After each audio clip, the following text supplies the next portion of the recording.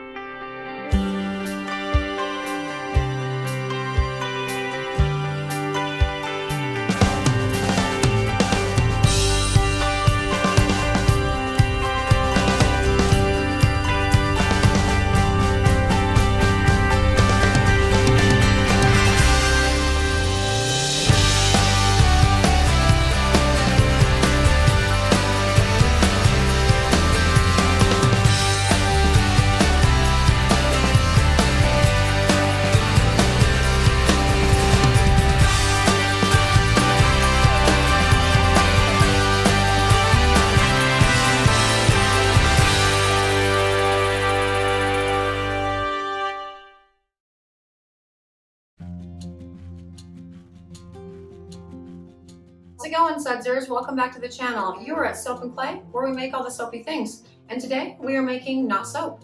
We are making bath bombs. And I know we've done bath bombs in the past, and not a lot is different with this bath bomb recipe than the other ones that we've done before, except this time we actually have color, because I think the other two that we've done have been a hidden color bath bomb and an oat milk bomb, and both of those were basically, white on the outside. So this one actually has the swirls that you can, do within a bath bomb. So that's fun information. But the real reason we're putting it on the channel today is because of this bath bomb's sort of inception. So I actually had a sudser reach out and ask me if I could make her a mess of bath bombs so she could put together care packages for nurses and first responders that were dealing with, the COVID thing. And I loved that, and I thought that was such a great idea. While she did pick up a lot of bath bombs from our existing line, like the Beach Bomb and the Love Bomb, we also did a custom bomb for, this project, because I like doing custom projects, and also because this one has meaning. As the soap apprentice was creating the Hope Bomb, she commented that it looked very similar to the Waves of the Same Sea soap, and it had sort of the similar kind of color pattern, and as well as the wave looking thing going on through it. And I pulled a bar and looked at them together, and I went, you're right, it totally does. And the scent blend that she had selected for it was a lime, and I had done a lime for the Waves of the Same Sea soap as well. So it was very interesting how they sort of linked together, even though the same person didn't design both, items. And for that reason, I thought it would be very cool to sort of bookend the tribute, as it were, of this time in the world, and show you the creation of the Hope Bomb. So that's what we are doing today, and let's get to it.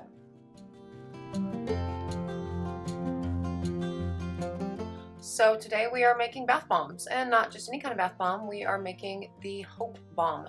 Now, in these 3 containers, in each container we have 2 cups baking soda, 1/2 cup cornstarch, 1 tablespoon of sunflower oil, 1 tablespoon of water.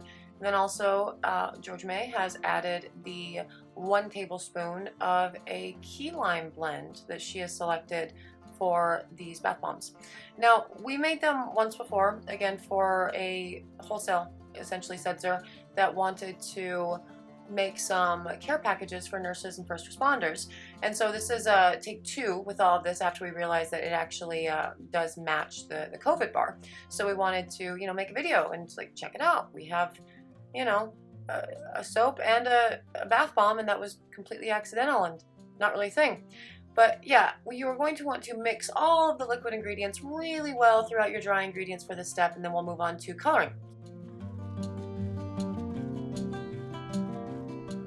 Okay, so the coloring of these bath bombs, we actually have not done a colored bomb yet here on the channel, so let me tell you all about mine.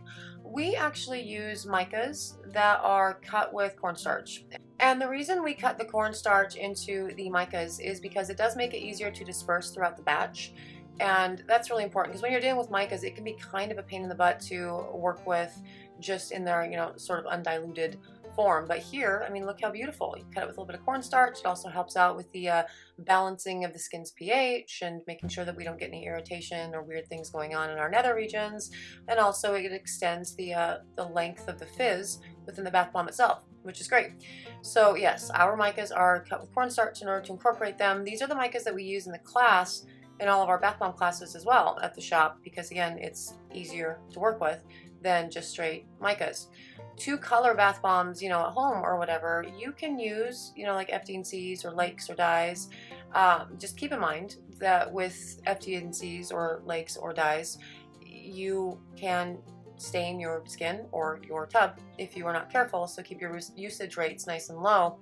Also, do not ever use an ultramarine to color your bath bombs. Ultramarines are very interesting in that they have really big, bright, beautiful colors to them, but they make your bath bombs smell like the Santa Monica Pier, and that's not good. But that is good. Look at that. Yeah, we've got the waves of the same sea, and all of the colors are represented in the Hope Bomb, and it also smells like lime, which is awesome.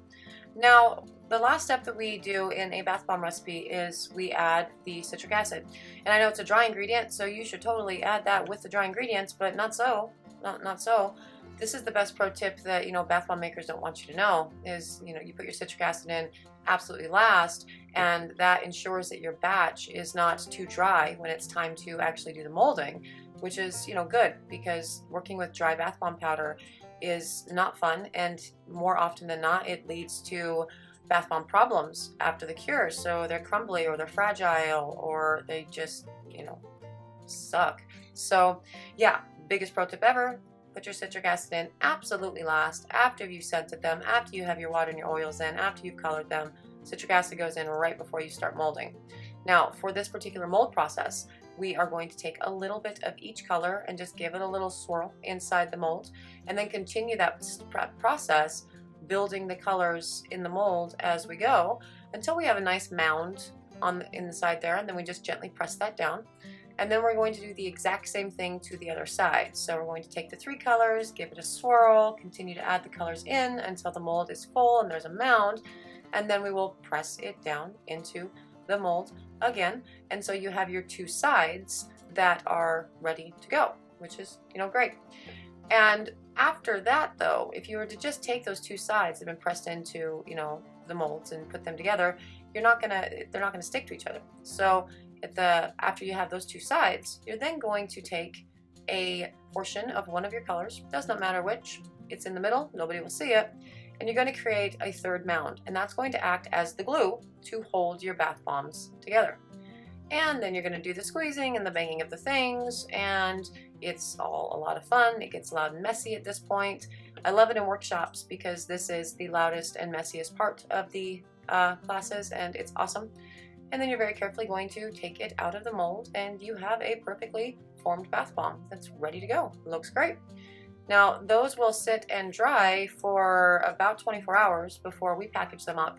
And we use a muslin for our packaging, so we wrap everything in cloth, which is great because, it's eco-friendly, and then you can, reuse the muslin for whatever, your projects. My kids always have crazy craft projects with my scrap pieces of fabric. It's nuts.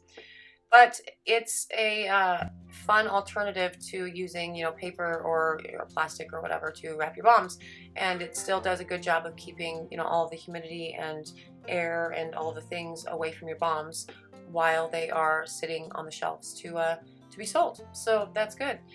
And this whole process here, it's just more of the same over and over and over again. So I'm speeding it up to sort of get through it faster, so you don't necessarily have to see the whole, bath bomb making process.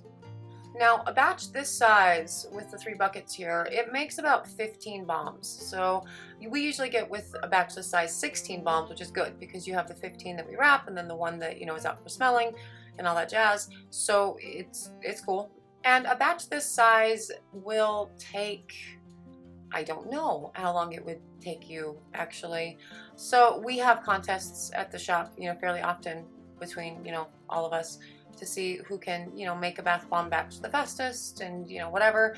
Last Christmas we had this list of all the bath bombs that needed to be made, and there were, I don't know, something like 200 batches that needed to be made, within like a 4 or 5 day period.